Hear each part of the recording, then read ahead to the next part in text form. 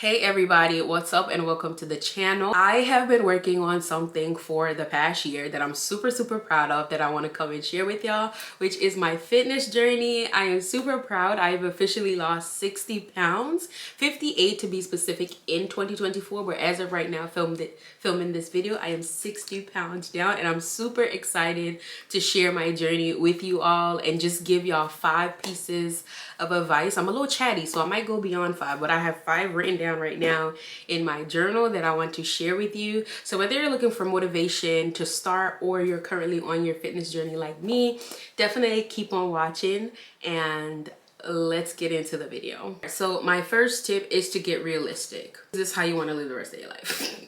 I'm sorry, but for me, the wake-up call for me, I went to my regular annual checkup to do blood work, and when everything came back, I was pre-diabetic. And I was just like, no, thank you. Absolutely not. Prior to that, like a month before that, it was my birthday and my boyfriend and I, we went to Mexico, and I just could not enjoy the trip. I felt like I was ruining the trip because I didn't feel like taking pictures. I didn't want to go out really. Like, I felt so insecure. That's the most insecure I felt in my life.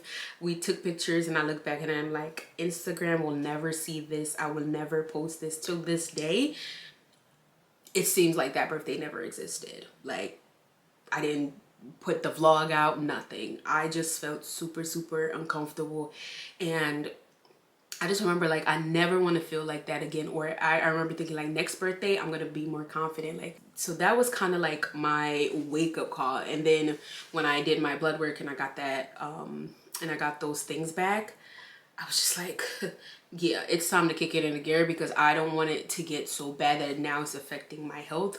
And I remember I had really bad knee pains, and I just knew it was because I was gaining weight.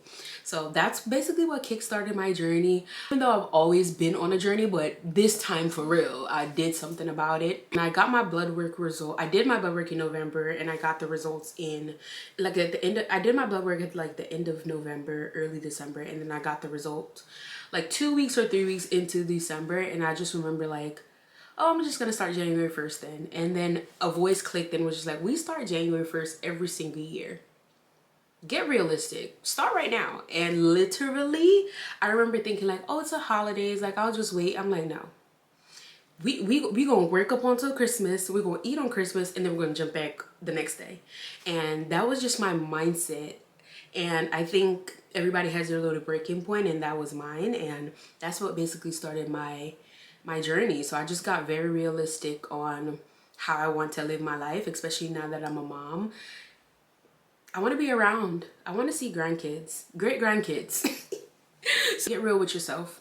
If you got to show yourself some tough love, talk yourself into some stuff, maybe that's what you need. Get realistic. And this time around, I wasn't like, oh, I want to lose 50 pounds in 2 weeks. I didn't put a time frame on it. I just knew that I wanted to get healthy.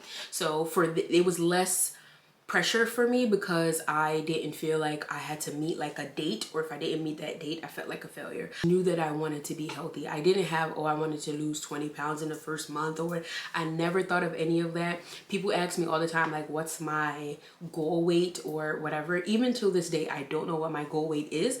I know what my goal body look like, and that's where I want to go, and it's not here. So we're going to continue that journey, and when we get there, we're also going to maintain it. So for me, this is now a lifestyle thing, and not just something I'm doing in the moment to gain what I need and then just stop and fall back and repeat that habit, which is what I've been doing all my adult life. The second thing is consistency. Prior to 2024, I would think that consistency looked like perfection, and it doesn't, because there were weeks when I ate bad, but I still showed up at the gym. There are days when I overeat and I just hop back on it. Maybe I overate during lunch. Dinner, I ate healthy again. For me, my mindset was I have to start on like the beginning of the week. So let's say I started on a Sunday, and if I mess up by Tuesday, I'm like, oh, I'm gonna start again on Sunday, or I'm gonna start again on Monday. And I had to change that mindset. I had to just be like, oh, we mess up now, we're just gonna fix it immediately. Like, the next time I eat, I'm gonna eat something healthy, versus I'm just gonna blow my diet and then, you know, back to square one. So I had to just remain consistent and understand that consistency does not mean perfection. Consistency, you will get the result. It takes discipline, yes, but honestly, do you want it or you don't? Okay, those are like the two. And then obviously the caloric deficit. I didn't track calories this time around that much because to me it's tedious, but it works. It's tedious, but it works. I just knew that I couldn't track it on it every day. I remember years ago on MyFitnessPal, you could just scan the barcodes on stuff and you know, and it was free, but now they have you paying for it. And I was just like, I'm not paying for it. Like, it's not that deep. I just am mindful of what I eat. I do weigh stuff sometimes. I do remember when I was starting out in my journey for like the first month or two, I was very, very strict about like, what am I consuming? I was counting calories. I was weighing my food. And then eventually I knew what 28 grams of cheese looked like, or I knew what 30 grams of sauce looked like, whatever. Like I kind of like, I trained my mind as I was doing that for the first 8 weeks or so. I kind of like developed it so I knew what it looked like. And even if I went a little over or under, it was okay. I just know I couldn't do long term, I couldn't do calorie counting, but it works. So if you're someone who has no problem with doing it, by all means continue, by all means do it. But if you're somebody like me, I would say starting out, do make yourself strict about it and then loosen up as you go. And we'll know when we overeat, and we'll know when we are overindulging and everything like that. This time around, the biggest thing that I changed was my protein intake. Before, I was just cutting calories. I didn't understand anything about weight loss. I just knew I'm gonna cut calories and I'm gonna lose weight. But this time around, I learned about body recomposition and all of those things and how to prioritize protein. So I was definitely, instead of cutting carbs and going on this crazy low carb diet, I decided that I'm gonna prioritize my protein more. And then naturally, I wasn't doing a lot of carbs. You know, but I wasn't really watching carbs. I've done keto, I've done the low carb, but I didn't do any of that this time around because I just knew this was for real this time. Like, it's just like my brain knew this was for real this time. But I definitely prioritized protein with every meal, and it just allowed me to stay full longer. And I feel like that was my biggest thing that made me successful as far as like my eating went for this weight loss journey. I am from a Caribbean culture where I do remember as a kid, I had to finish what's on my plate. And I feel like that just like, that's something I had to unlearn. Even though my plate might be full, my goal is not to finish the plate anymore. My goal is to stop eating when I feel full. That's it. And sometimes that's all it takes, because some of us are conditioned to, you better eat all the food. You better eat everything on your plate. We're conditioned to eat everything on our plate, even when we're full. And now if I'm full, I just stop eating and I'll put it up, or I'll put it up for later, versus I'm gonna eat everything now. I know I'm gonna get hungry later and I'm gonna go find something else, versus I could just split my meal in half, eat some now, and then if I feel like it later, or I'll put it down for tomorrow. By practicing those small things definitely will help as well. For my favorite of all of them is exercising.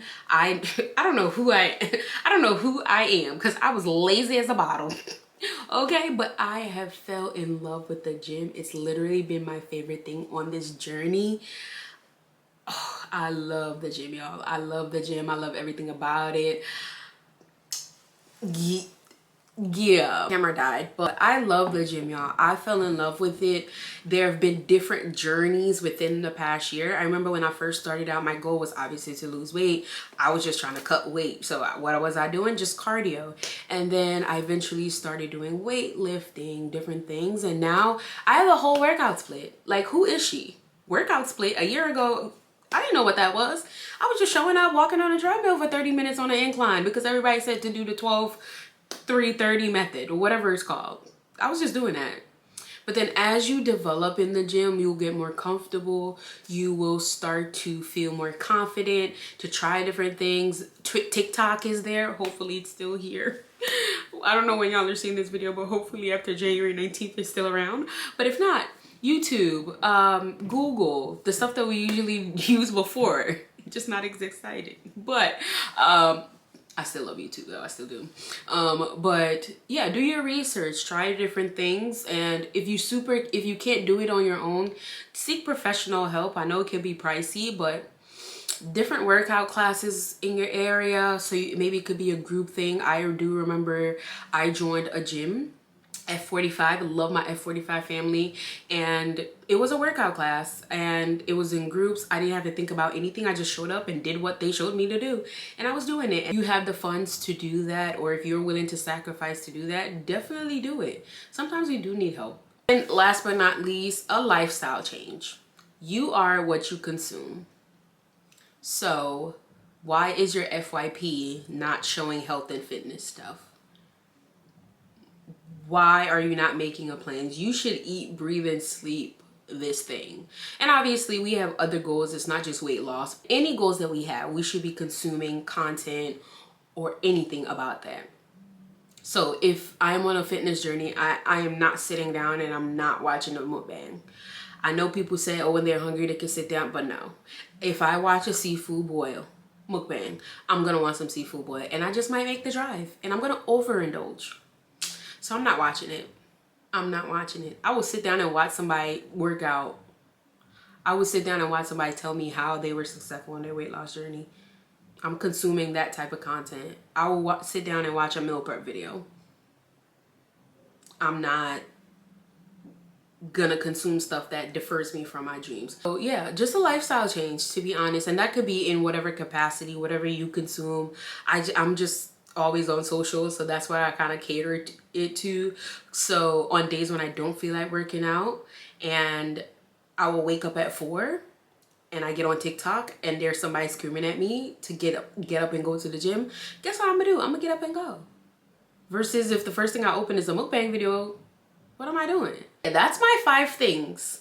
That's my 5 things. I'm pretty sure I'm missing a bunch of stuff. There's so much into your weight loss. Think about one more. Weight loss, it's easy to sit down and watch all these videos and watch people talk, and it's cool to get motivation. However, motivation does not mean replication. You don't have to do exactly what I do to be successful. Just start.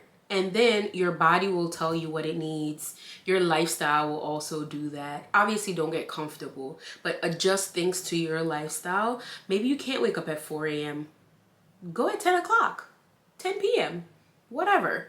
Whatever works for you, make it work for you, and your journey is unique to you. I'm sharing this with y'all because I know how tough it could be. And I know people always say, if I could do it, you could do it. But trust me, if I could do it, you could do it. So just start. Just start.